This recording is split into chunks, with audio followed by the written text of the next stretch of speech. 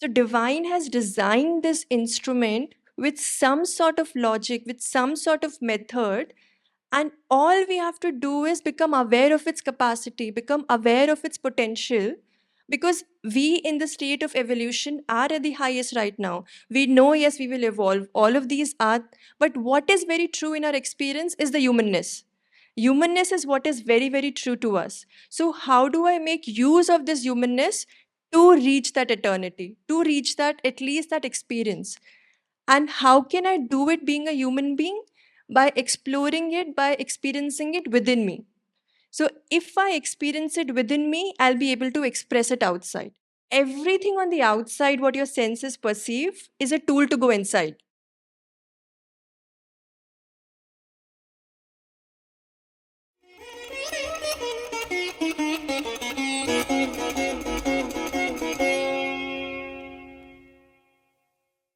So, we begin by exploring, since the last session was the theme of love, and it's a good tone that has been set, because if you really look at Sri Aurobindo's yoga and the message he had for the world, it is based on love. It is love. It is oneness.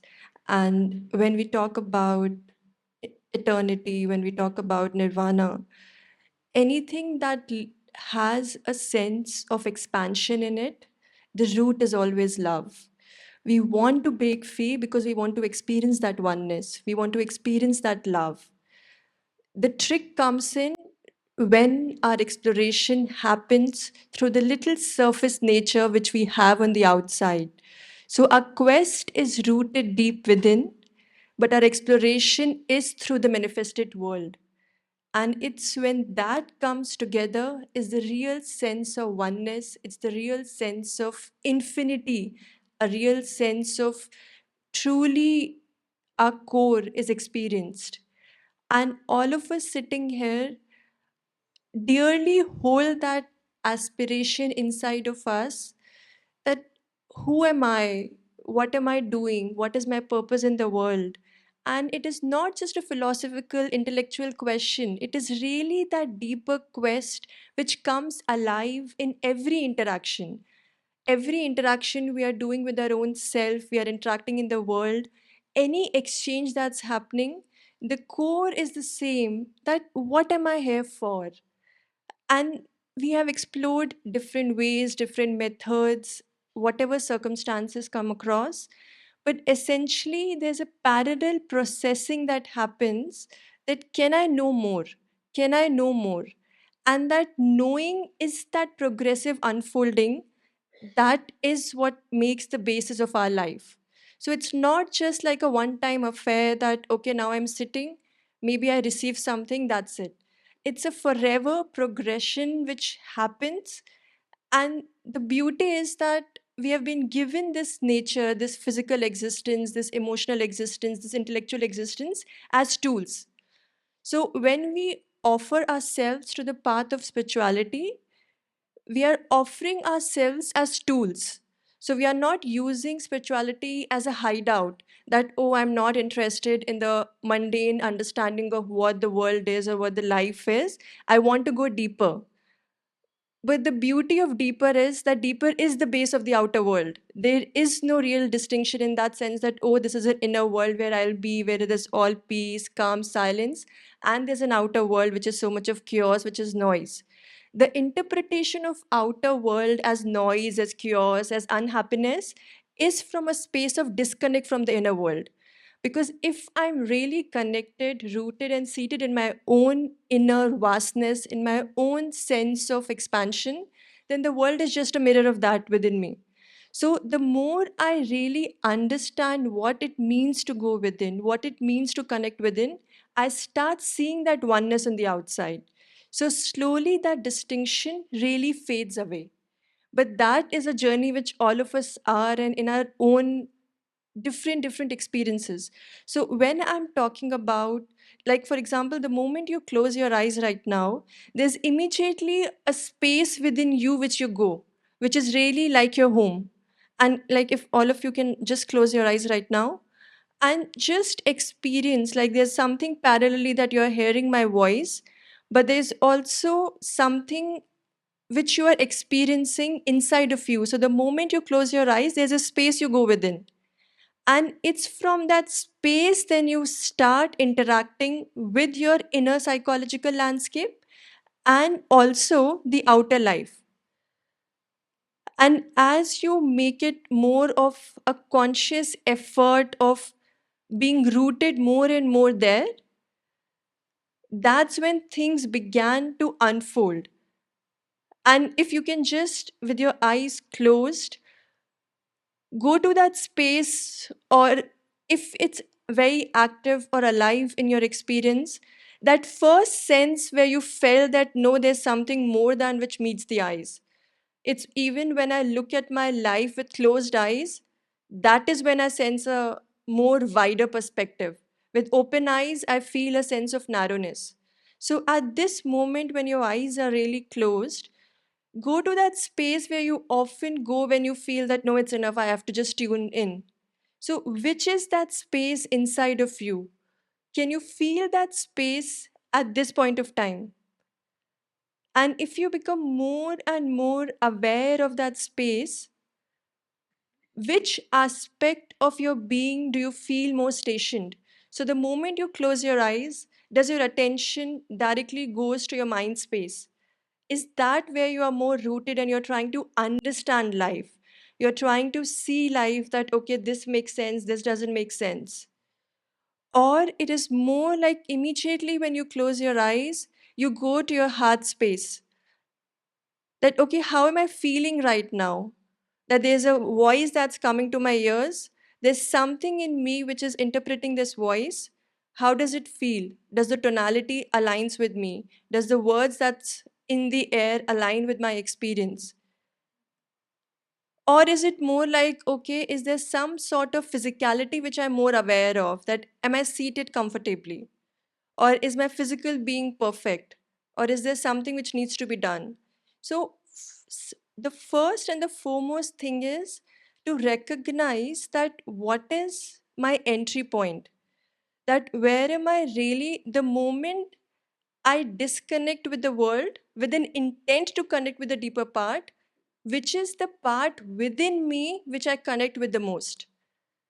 And then, wherever you are right now with your eyes closed, somebody can be in the mind space, somebody can be in the heart space, somebody can be somewhere in the body. If there's some discomfort, is that that's where your attention is going? Just be there and see that naturally, where does the attention wants to go? There's one thing that my attention immediately goes to a conditioned response within me. And now, when you're listening to my voice, where does your attention really aspires? So, there is some sort of aspiration that wants to travel through that part, wherever it is, to a much deeper part in you, the much wider part in you. If you keep your eyes closed, it will be much better. And then, when you see that aspiration moving upwards, is there a natural inclination that it's moving towards your heart? Or if it's naturally, if it's at the heart center, do you sense something deeper that it wants to go a little more deeper? Is there something like, if you can visualize really a flame moving, where does it want to go inside of you? And is there something in you which wants to hold it, which wants to support it? It may be a future aspiration, it can be a past experience, it can be a present sensation, all coming together to really see that, can we hold this aspiration of that sense of oneness within myself? Can I first try to integrate these different aspects of who I am, of the tools I own, and travel together and see that traveling is, where is the direction? And if you become a little more aware of this movement, you will see that as that flame of aspiration moves within your being, it might encounter certain inhibitors, certain roadblocks. And if you are experiencing those roadblocks, very subtly you will observe that they're more of coming from the lens of conditioning, that oh, this should be like this, oh, this should be like that. And it's that experience of conditioning that you have to overcome. And every time you experience a roadblock, you immediately bring in that flame of aspiration to that roadblock. So it's like then you really see that slowly, slowly opening, and then the flame of aspiration travels. So if you really experience that sense of expansion within your being, that wherever there is a sense of blockage, there is where I have to put the flame of aspiration. And as I move upward, inward, this is a flame which really I offer all my inhibitions, all my insecurities, all my sense of progress, that, oh, I've not progressed enough, oh, I've not purified enough, all my confusions, everything that comes between me and love, that is what I offer to this flame. And this flame not only burns what is not required, it also purifies. So we'll just, for few moments, stay with your eyes closed, and I would request all of you to, with whatever I've said, to quickly just scan your being. You want to go from top to bottom, bottom up. Essentially, we are all meeting at the heart. Whatever comes naturally to you, where there's no noise around that, oh, you should do like this, you should do like that. Just observe the natural flow of movement of that flame of aspiration within you, and how does that movement looks like, or rather feels like, when it gravitates towards the center of the heart. And just when it comes to the center of the heart, how deeper it moves. And any inhibitions, any roadblocks you experience, can you just offer them to that flame and see what comes out of that experience? And then we'll just explore more on these. But I'll just pause for a few seconds for you to experience without any sound around, just in deep silence. And if at any moment any image comes to you, any word comes to you, any symbol comes to you, and you feel like writing it down or drawing it out, please use that space to connect with form and express. It really solves something in us, it really opens something in us. So you're free to do that if that is what you are called for. And whatever that state is, we carry that state, we carry that experience, and once again, come back to our sensory knowledge and be more present in the space. And experience that when we hear about infinity, when we hear about expansion, especially when Sri Aurobindo speaks about nirvana, he speaks about that, yes, in my own journey, I just stumbled upon it. It was not something which I was planning to. And I realized that that is a part of my journey. That is not like the ultimate. So when we sometimes feel in our own experience that enough is enough, I just want to be free, freedom is just one step which can help us go beyond. But if in true freedom, action is a natural consequence. Because when we feel that, oh, I don't want to do anything, I want to be free, that is a sense of freedom which we want, which is coming from a sense of fear. That I am very fearful of the world, I don't understand the world, I really want to create some sort of distance. But when my experience is really based on faith, if I've really made that journey from fear to faith, then this world looks like a natural play to me. That these are the transactions, these are the exchanges which are required for me to express. Like we started with talking about love. In our own experience, if we really, even at the human level, if I genuinely feel love for somebody, my natural reaction is to express it, to do some gesture for them, to show them that I care, I love. Or even if I can't tell them, I want to naturally express it. Like that is what human beings, they want to share, they want to build something. So if I genuinely feel that sense of connect with the world, if I really in my own experience feel that there's no sense of separation between me and the world, my natural consequence will be that I experience the world. Then there will be nothing that, okay, then what can I offer the world? What is my capacity? What is my, like how I said, then spirituality becomes a tool for me. That, okay, I have a certain experience, I am living a certain kind of life. Can that be used to express that in the world? And that tool can be anything. So when we are operating in a very surface form based world, our expression, our exchange is very much in that competitive spirit, in that conditioning spirit. So, like one journey which we have to make, say, from fear to faith, another journey which we have to make is from conditioning to consciousness. Because it's conditioning that limits us, it's consciousness that frees us. And individually, like especially when we look at it in the light of integral yoga, Sri Aurobindo has given us that every individual has his or her own method. It's like a broader framework that yes, we have to go within, work from within. But what are my mechanisms? We often speak about what. But usually, what our being is really yearning for is how. But, and that is because there is where we stumble. Because we are human beings, we are mental creatures, we like to know. And knowing some sort of gives us a satisfaction that yes, I'll figure it out. Or at least my mind knows it. I will put it into action some later form. But if I really want to change, like if there's one line, if you can really speak about integral yoga, it is change of consciousness. That's what it is. But it's like the whole journey of a lifetime and also beyond that. So, when we are talking about a certain sense of freedom from the world, we are talking about the sense of freedom from the clutches of the world, not the experience of the world. I can be free from that the world is not impacting me, but I will experience it. How can I not experience it? I'm a human being, I have senses, I can see you, you can hear me. So, if I want to be free from the clutches of the world, that is my journey. It is not about freeing myself. Where will I go? I've been given this existence to respect it, to use it.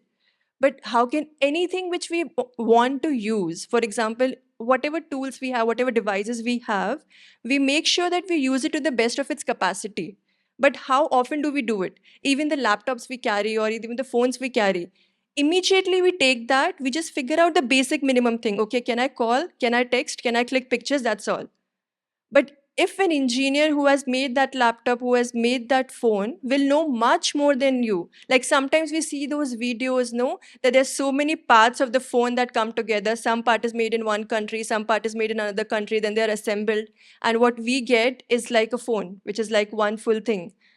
But how much are we using it? So we immediately narrow whatever comes to us based on what is my limited understanding, what is my limited exchange. But if we really know the potentiality, the capacity of it, we'll know that of course there are much more features to it than I know use it.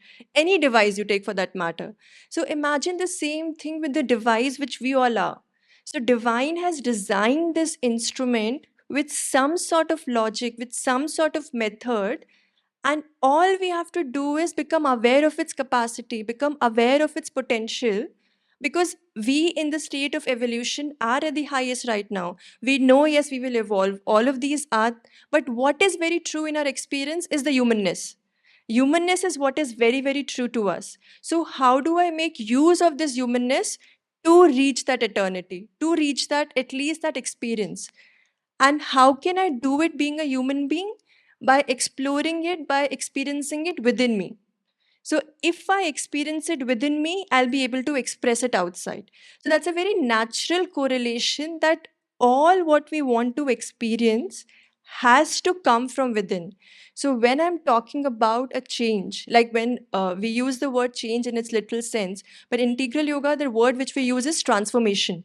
And how does transformation happens, we also speak about, like when we speak about this process of especially that sense of eternity or that sense of vastness, we go through a process of aspiration, rejection and surrender. Like if this is one of the very few things in yoga which people hold on to and repeat, because when we ask what is integral yoga, what is integral yoga, this is also one aspect of it which can be used to understand, which caters to say different parts of our being.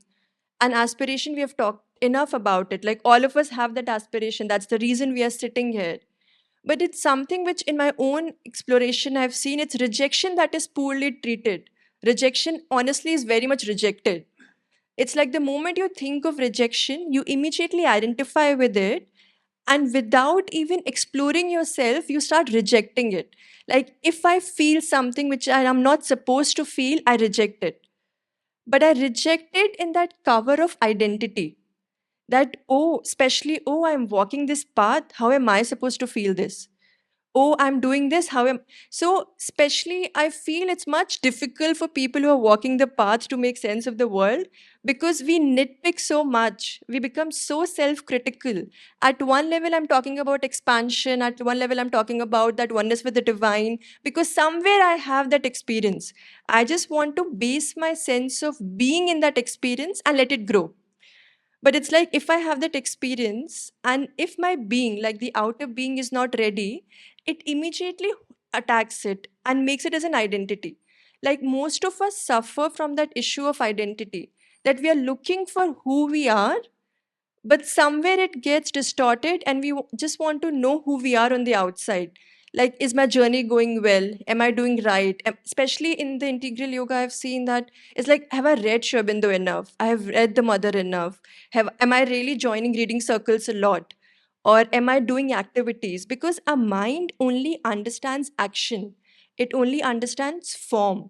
So, if you understand the duality of nature, we know that there's a form which is an outer expression of who we are, and there's an essence which the inner being which we experience of who we are.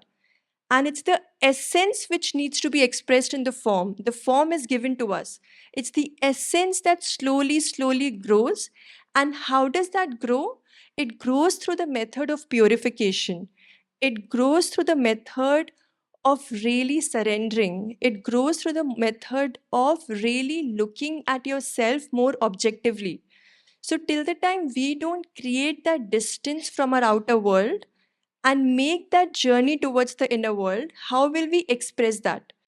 So, when we talk about, like I was mentioning, aspiration, rejection, so rejection is something that you can true rejection only happens in acceptance, because if I have not accepted the existence of something, I cannot freely reject it, because then I'll always hold something, that what is my relation with this, what is my relationship with this.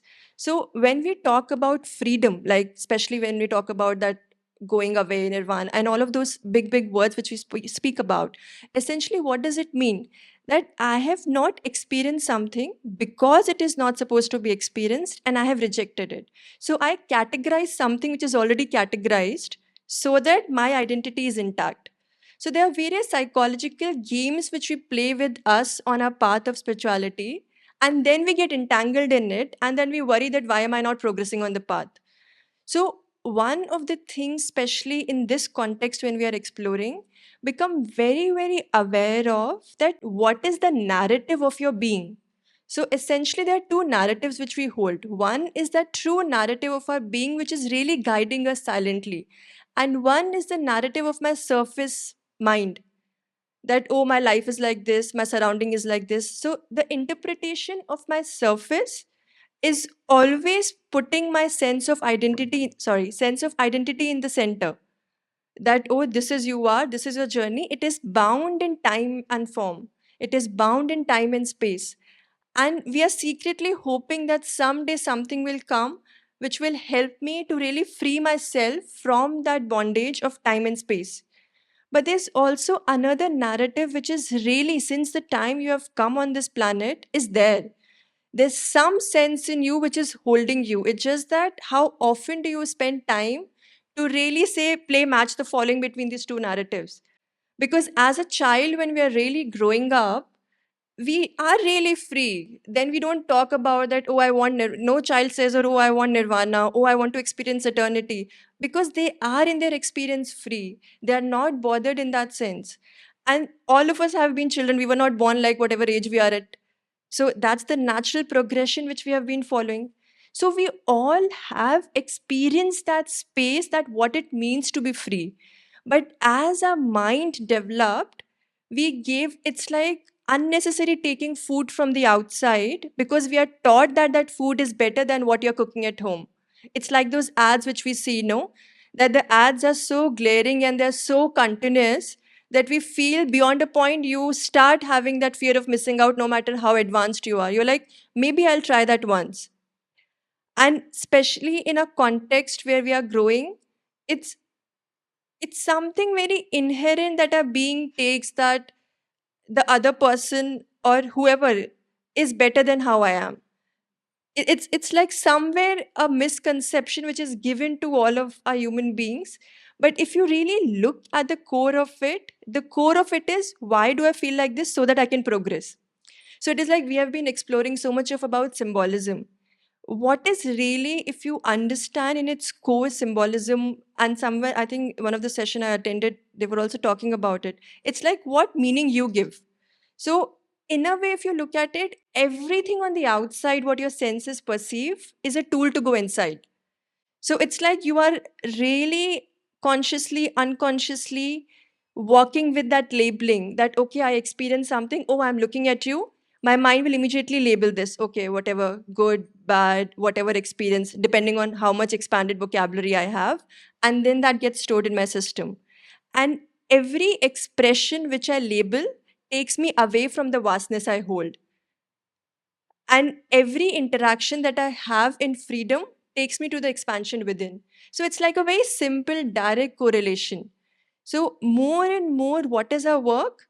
That, okay, I want to reject, say, also we have a language limitation, no? So, if I say, the moment I wanted to say that we have to reject lower movements, I understand that the moment I say lower, it is something which is not nice. I will not understand that lower is something about the placement and nothing about what it is projecting. But if I'll say that, oh, lower movements of desire and whatever, all those moments, I'm like, oh, lower, because our conditioning is also like this, that somebody who is below me, I have authority. Somebody who is above me, I have fear. I mean, that's how our mental capacities are designed. So, most of the time, what we have is the lens which we are looking at from the world.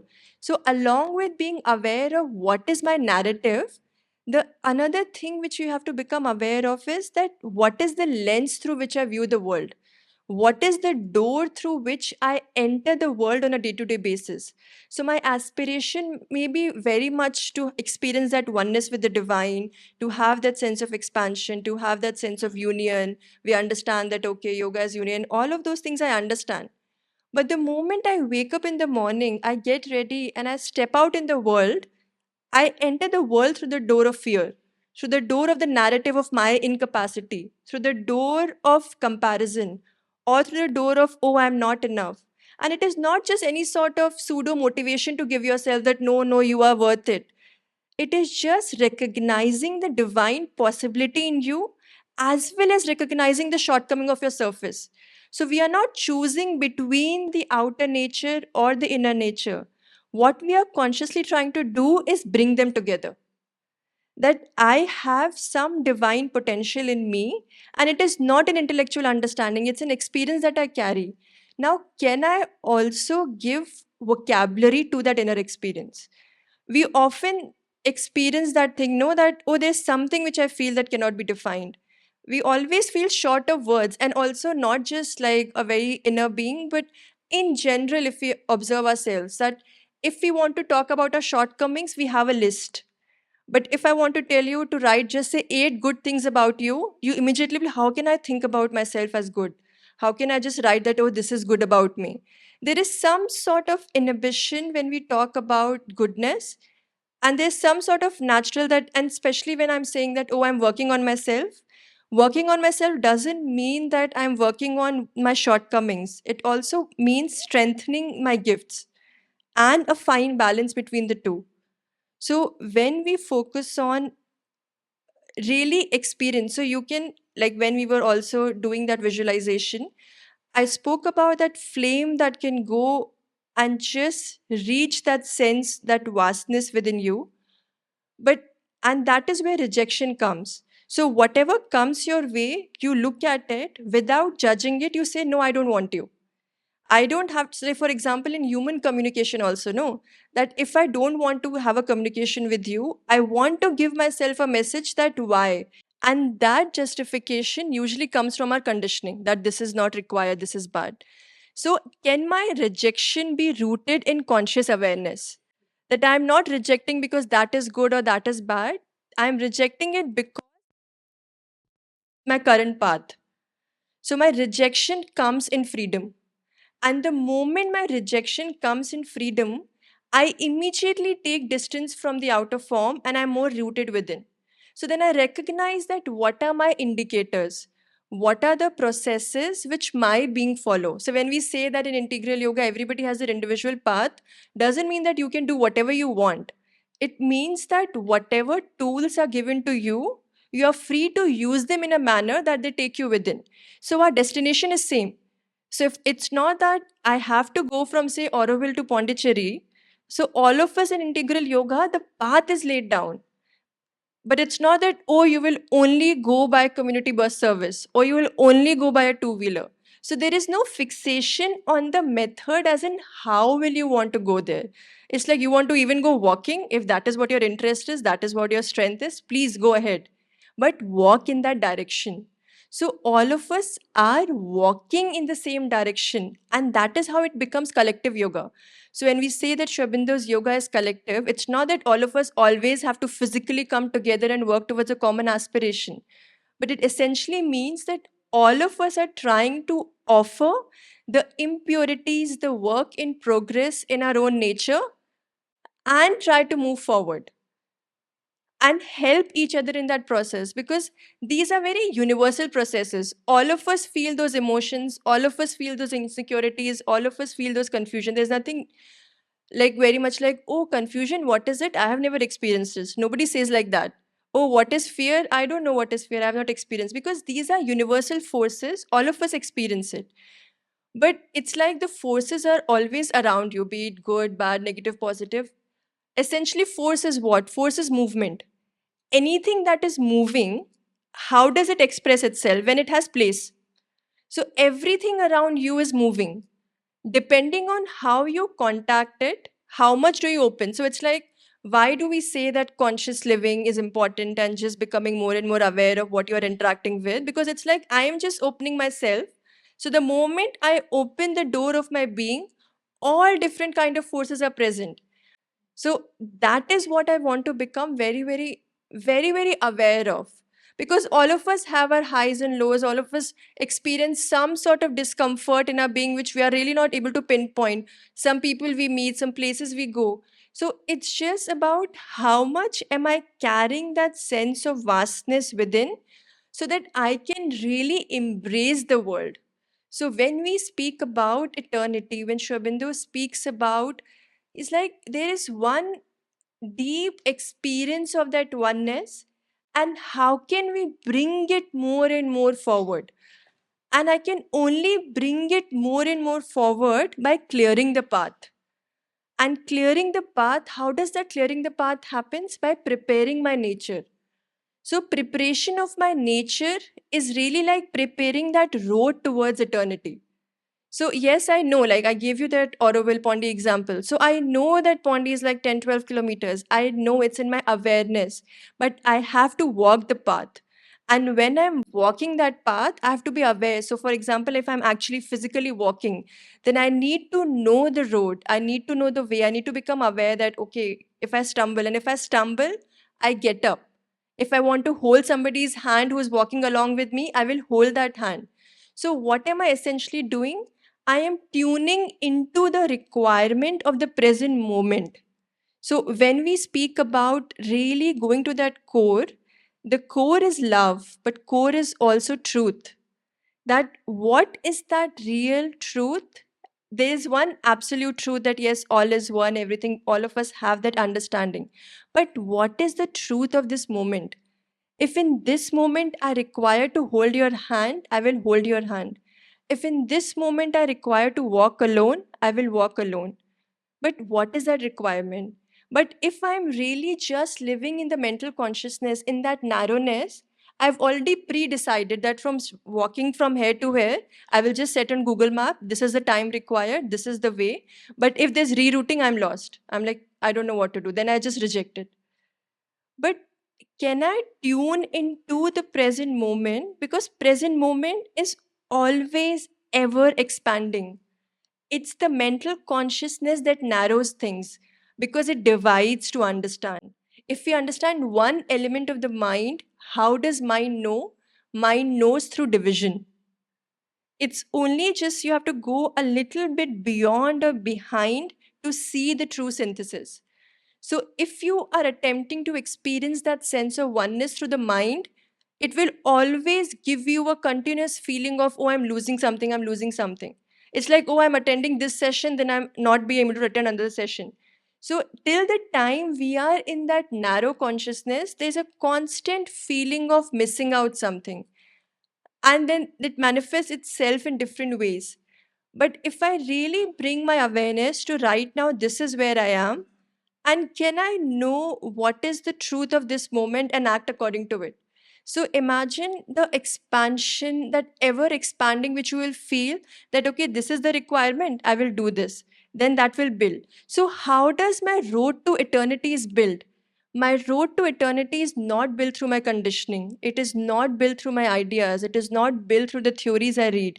It is built through my own purification process, and my purification process is dependent on my circumstances, on my situation. But if it's like when I say my situation, if I'm focusing more on my, then I'm narrowing. But if I'm focusing more on situation, I'm expanding, because then I'm able to see what it is. So it's like I am speaking, it's like I am speaking, or I'm speaking. So what am I offering to the world? So it's like something is being offered, and it is like somebody is offering. Most of our like experience is focused on that somebody, not that something. So when we start focusing on that something, that is when our approach towards life becomes a process oriented approach. Usually how our life is based, it is more of product oriented approach, or we are somewhere, because especially on this path we talk about perfection. So perfection is not something which is to be attained, like, oh, I'm walking towards perfection. In my walk, am I able to attain perfection so that I reach that goal? So perfection in that sense becomes a process. If there's one thing which we have to be very synonymous to integral yoga in that sense, is the word process, because it is always moving, and that is what is the word also synonymous with the word energy or the word shakti. It's movement. So as long as you're moving, yoga is being done, and there's never a point where we are not moving, because time is moving. We are in that context of time and space. So, actually speaking, if you really, really tune into yourself, yoga is already being done through you. It's not that, oh, now I will start doing yoga. It is like that, really, that voice waiting when you will recognize that I'm doing something for you. So it's like there are certain moments where we recognize, yeah. So there are moments when we feel that, yes, this is happening inside of me, I'm understanding. And there's certain movements and moments when we feel that, oh, I don't know what it is, what's happening. So one important thing is that, how do I really feel free? And essentially, that real freedom is not in rejection in terms of, oh, I don't want this. It's like, oh, I don't align with this. So, also becoming aware of your own vocabulary. And along with it, just not the vocabulary, that what is the language you speak to yourself. So, there's a language which we use with the world, and there's also a language which we use for our own self. So just tuning into that more and more, that what is that regular message? So I'm coming back to the same thing, that what is the narrative of my being? My entire journey, my experience of truth, my experience of love is based on the narrative I carry for myself. And how often, like even for example, if we pause for right now, I'll just request all of you to close your eyes again and just tune into, just see that from before the moment where you went, is there a shift in that, or it's again the moment you close your eyes, there's a specific space you go within? So where are you really centered? And just as far as you can go in time at this point of time, what is the narrative of your being which you are carrying so far? Whatever that time frame is, have you really recently stopped and examined your life and really reflected that, is it really time to change the narrative? is it really time to expand it? Am I really carrying some sort of understanding of who I am or what my journey is or what I want to be? But my life on the outside is really telling me something. Is it expecting to explore more? But am I restricting myself anywhere? Am I too tied to the idea of who I am? Is the idea of who I am limiting the experience of who I am? Is there a way where I can really bridge the two? So, when we talk about, say, the golden bridge, the first step towards building that golden bridge is really linking our own inner and outer worlds. It's when we link our own inner and outer world, that is when we really, really, truly live in that love consciousness, in that truth consciousness, in that sense of expansion, which we always speak about. And all of us at least have glimpses of those experiences. So, keeping your eyes closed, just go back to your journey and see that at any point do you feel that there is a need for a shift in your narrative, or if there is some sort of a little faint but solid voice inside of you that is trying to show you a different direction, that is really slightly nudging you towards a different path, or it's wanting to communicate with you. Can you understand the language? Can you understand the tone? And this is not just a mental understanding, okay, what are you telling? I'll follow. But how is your relationship with your own being? So, when we talk about eternity, when we talk about expansion, that is right within you, that is really seated behind your heart. All you have to do is discover that road, and discover that road in all its sincerity, in all its truthfulness. So I'll just pause for few minutes, and you can just scan and see first the language which you use to talk to your own self, the narrative which you have been carrying. Is there something which you want to do with it? And whatever you're experiencing, can you articulate it not just mentally, but some sort of experience that you may not be able to say, put it into words, but maybe just say symbolically represent it? So just take few minutes to scan, re-examine, not just intellectually, but from in the first exploration, the seat around your heart center which you experience, whatever presence you felt, keep that in the center and then examine the narrative of your being, and just be witness to what is revealed. Just take few moments to do that in silence. And as you attempt to express it, just also become a little more aware of what in you wants to express, or if there's some conversation within you going on that, oh, this should be expressed, this should not be expressed. Become aware of all that is happening inside of you. So when we talk about the process of purification within, it is not so much of, oh, I want to do this so that I can become better. It's also that voice faint within that, oh, I should not do this. It is there where really the true self work lies, that if I don't want to do this, why is it so? So it's more in my inhibition than the chances of expansion, than my understanding of expansion. So our life, our mind works in a very interesting manner. So that is the reason why on the outside it looks like that I'm focusing so much on my negatives. But actually, I'm focusing on my negatives because I see the potential of light within. So my being gets directed towards what is not working in me so that it can work. But meanwhile, we just take over and we are like, oh, this is my identity. I am like that. So the taking over by the surface is what we stop through the process of yoga, because that is the natural way that is going to happen. So, how do I stop it? And one most important thing is that how do I not identify with it? So when we talk about, so I was referring to rejection. So we often we use it like this: aspiration, rejection, surrender. But rejection cannot happen without in the light of surrender. Till the time I don't have that experience, I will not be able to reject. Then it will only be like I'm rejecting from one hand and I'm then holding it again from another hand. So it's like I'm fooling myself. So at one level, I'll just reject it on the outside to make myself better that, okay, I'm not interested in it. But secretly, something in me will be harboring it. But if I have really replaced that sense of identity which I want to express with a much deeper and vaster love, and I have that presence holding me, it's only when I have that experience of the presence holding me, true rejection happens. Then I don't have to reject it. So anything which I feel like I am doing, it's like an error, because then I'm doing it like from one side and not doing it from the other side, or I'm redoing in a different method from the other side, and that's when we feel entangled.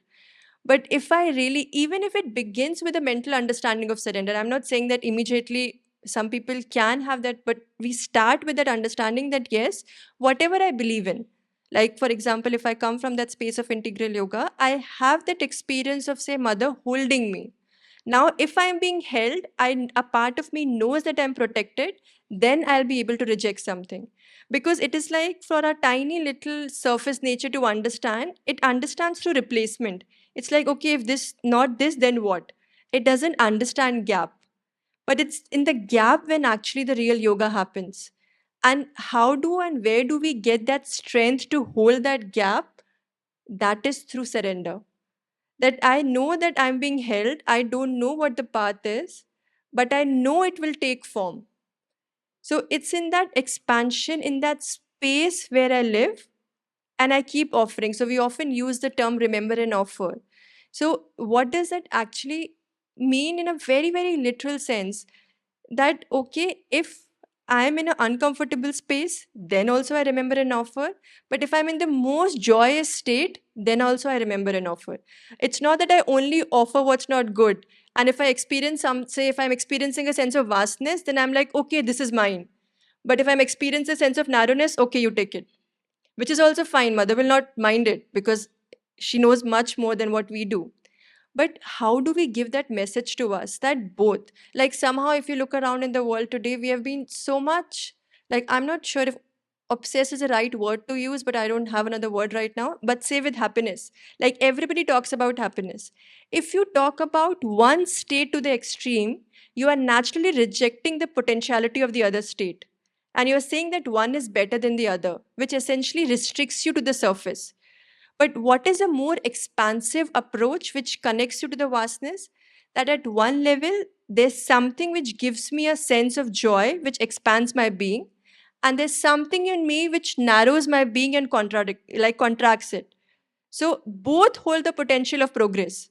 It's not that only being negative, negative, because sometimes you also have that notion that, oh, if I'm suffering, that means I'm progressing. If there's something which is not going right, it means something is happening inside of me. I don't understand. But we also progress in joy. We don't have to really go through it. So just, it's like when I talk about vocabulary, like that's just delinking the meaning to experiences, like the meaning based out of conditioning, that this leads to that. It's like some mathematical calculation always happening in our brains to make sense of the world, but not to make sense of the world, but to experience the world. And we cannot experience the world in narrowness. Expansion is the only way. So, the more and more we live in the vastness, the broadness, the capacity, like it's really, even when I'm saying it, you can feel that sense that the moment I'm living like this, I automatically become all embracing.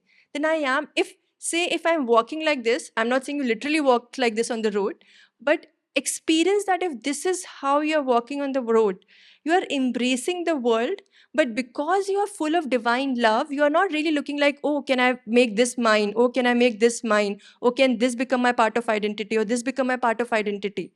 So you can only embrace vastness and expansion when you're full within. But if I feel a sense of emptiness within, so it's like very funny example, but say when you wake up and step out of the house hungry, then you are like, oh, can I stop here to eat? Can I stop here to eat? Oh, will this be a place? It's like sometimes if you're traveling from one city to another and by chance you have not had anything. So every time I was like, where's the next stop to eat? Where's the next stop to eat? So then you're not enjoying the beauty around, because what you're doing, you're always wanting to fulfill your own self. Like, it's like, what can I offer myself so that I feel fine? But if I step out of the house fully hydrated, fully like my tummy is full, then I'm like, oh, what a beautiful world, what a nice scenery. You may also stop for some time. Maybe you'll be able to interact with the strangers. So when you are content, when you're full, then the perception which you hold immediately widens. Then you are not looking for a way to stop. But if there is something unfulfilled within you, you're always like, whenever you interact with whatever, like even when you're interacting with your own self, you are always looking to take something from the world. Even when you're eating at your home, you're taking from the world only. I'm not saying that has produced somewhere automatically, magically, but we are seeing the positioning of it. So when I'm sitting with myself, if I'm really feeling that sense of completeness or whatever my method is, so more and more my practices that make me feel content. And content doesn't mean a full stop that, oh, I'm enough or what I have is enough. Contentment is in the process of exploration, that in this moment what I receive is enough, but I'm moving towards more. So there is no stoppage in terms of, oh, now I know enough now. So it's not that expression and experience are simultaneous process. The more wideness I experience, the more wideness I express in the world. And it's like a process which happens together. So it's not, and that's why we keep saying that there is no divide between the two worlds. But there can be, yes, a minor full stop. I might just say, take 6 months away from my engagements with the world and say that, okay, let me nourish myself. So it's not just the daily breakfast I want to eat every day, but for 6 months I just want to eat this meal for some time. I'm just going through a detoxification process or something. But that is also, remember, you're always taking from the world.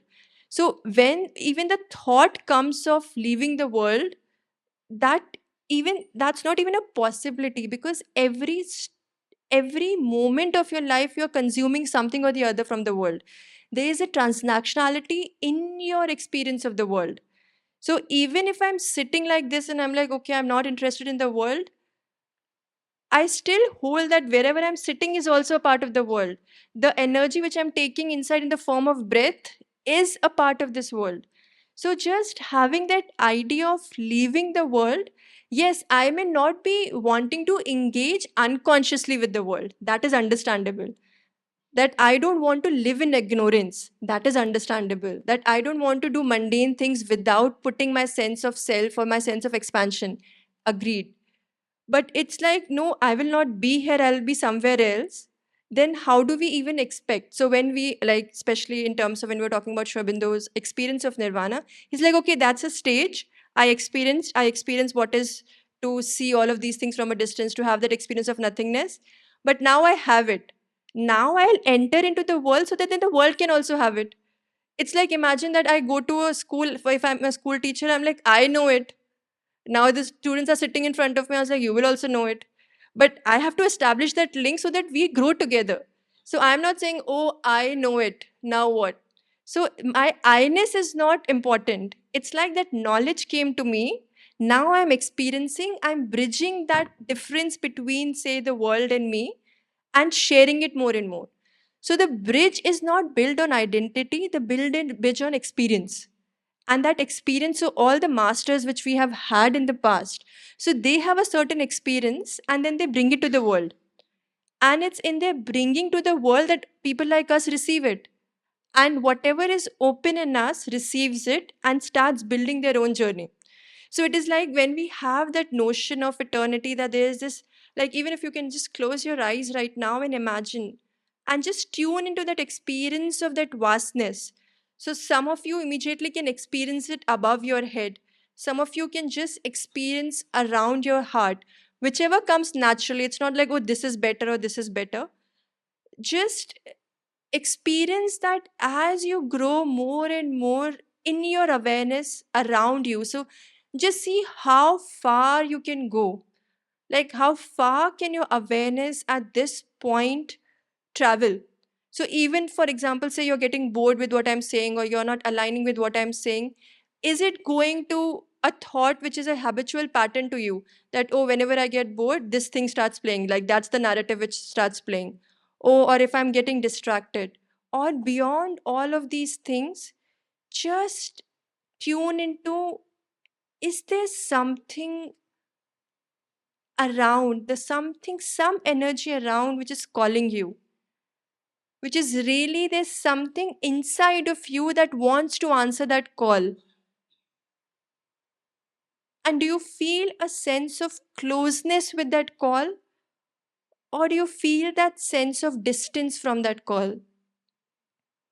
What is that natural first thing that comes to you?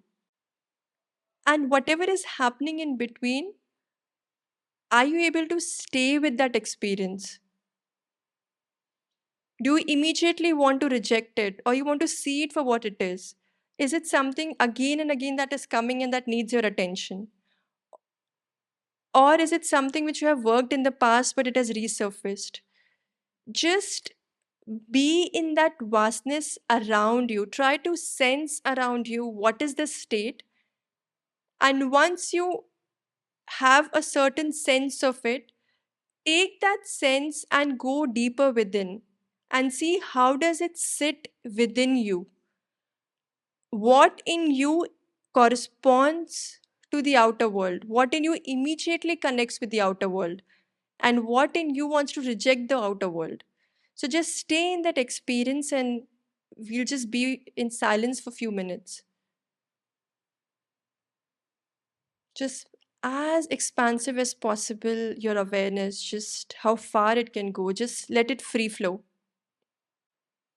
And whatever you are experiencing, you're wanting to express or you want to stay with it, just remember that whenever we are in a place like this where a certain sense of engagement is happening, at one level we know that, okay, this is what I'm understanding, this is what I'm not understanding.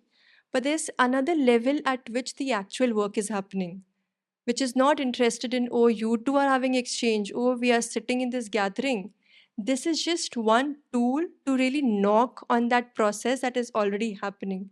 So one thing which is very, very helpful and very evident in integral yoga is parallel processing, because we talk about different parts of our being. We talk about walking the path of purification. So when I talk about rejection, it's not that you have to just reject one thing. No, we understand the possibilities and potential the nature has. We have to reject so many things which come our way. So all of these things. So at one level, the yoga is happening inside of you. Another level, your aspiration is wanting to purify your surface nature. And in that process of purification, it is wanting to connect to the source. And that source is that ever expansive, that sense of eternity which all of us have. So it's like, even while you're sitting here, if you're reminded of even just one experience of yours, it might be a recent experience, it may be a past experience where you have really felt that expansion. And then ask yourself that question, that have you forgotten that experience? So one is like, have you forgotten it? Another possibility is you remember it so hard that you're not giving another experience to come in. Both possibilities can happen. That if once I have experienced something, I immediately want to hold on to it and that replay it. And that replaying then becomes my experience. So what I'm doing, I'm not giving space for another thing to emerge. It's very interesting. Like the more you talk about processes, you realize that the world is really inside out. I mean, the more you give expression to what you're experiencing inside, you just start seeing it on the outside. So, in my own experience, if I talk about a limitation, it's because I've seen that limitation so much in me that now, because the more distance I take from that, I can speak about it. But if I'm too identified with that, then I will want someone else's shoulder to talk about it. That, oh, this is what I see in the world.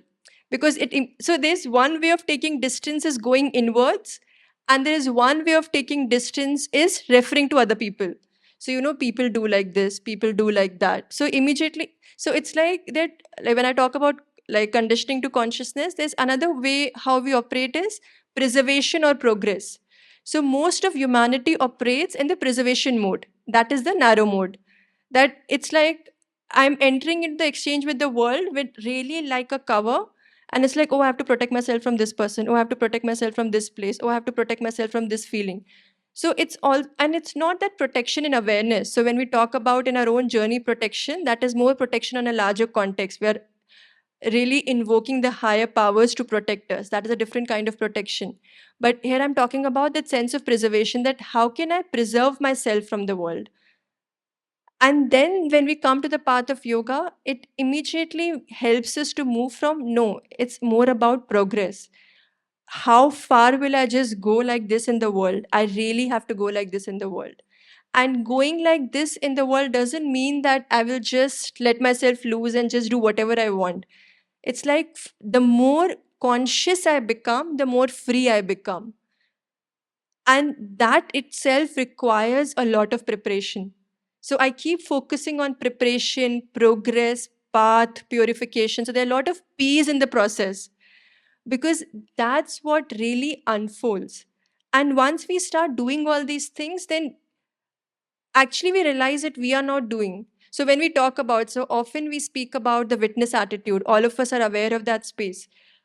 But what am I witnessing? I may just witness the repetitive nature of my mind.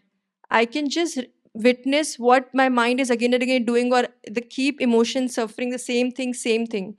Or I can witness something in me is working on something. So it is really like I may just give you one image and you can see how it stands with you. When we really talk about working on ourselves, it's really if you are able to see yourself as your own child. So when we talk about Divine Mother, it is like how does Divine Mother works through us because we are all her children.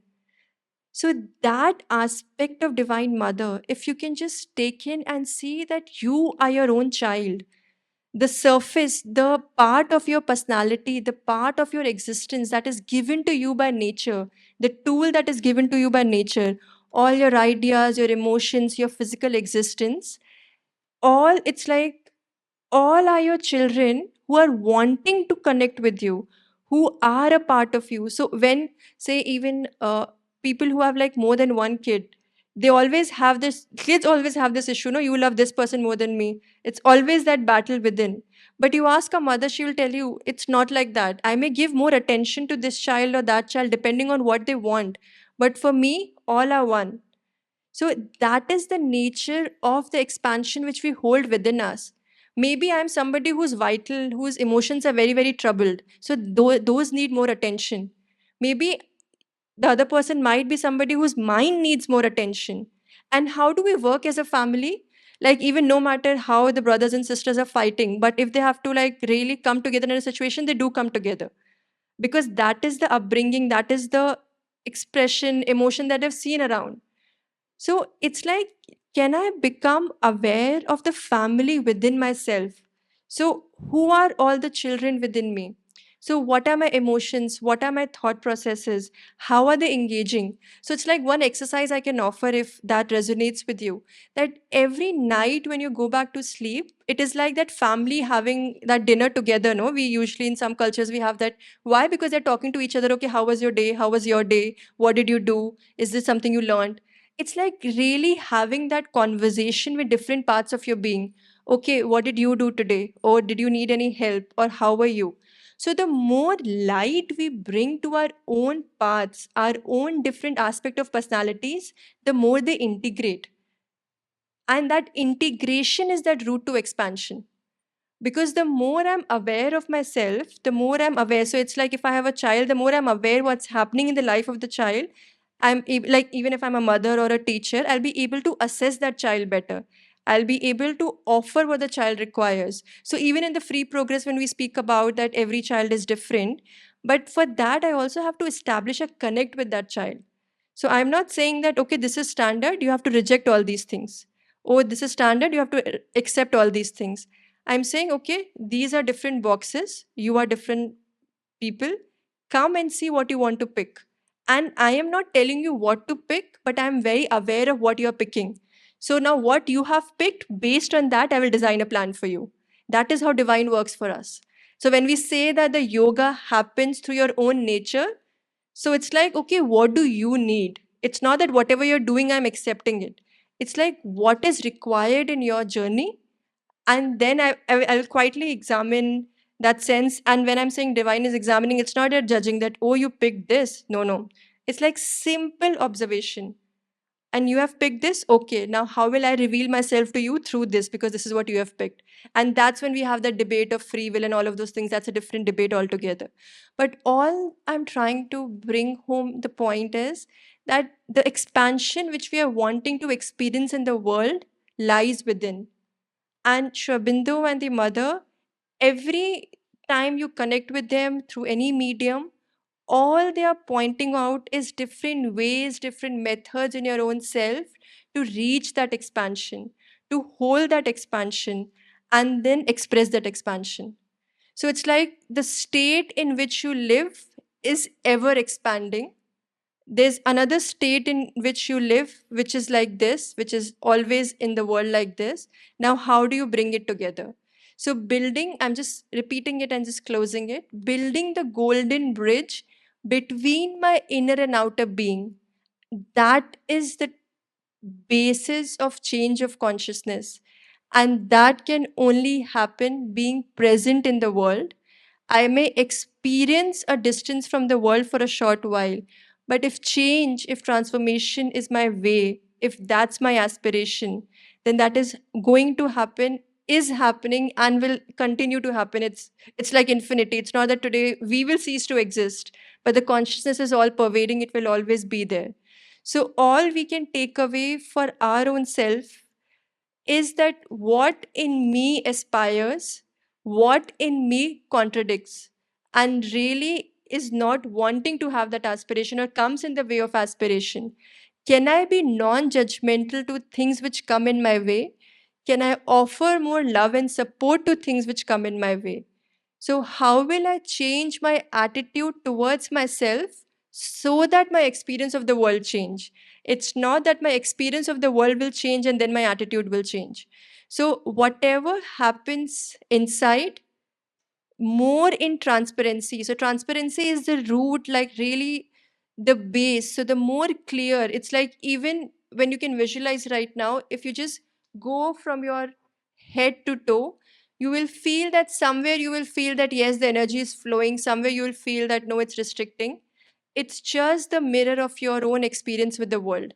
So, the more flow of energy you will feel through your body, through your entire being, and if you will not feel any restrictions, the more freer you will become, the more flowing the energy will become within you, the more all embracing you will become. So it's like a very direct check of our progress of purification. So all I want to offer to the group is try to be as sincere, as transparent, as authentic with your own self and build that road to that sense of eternity within you. That is the call of our masters, and that is what is all of us can offer through our limited existence. That our limited existence can experience the limitless in our own self and offer it to the world, and that is how collectively we'll progress. And all of us hold that aspiration. So, thank you for your time.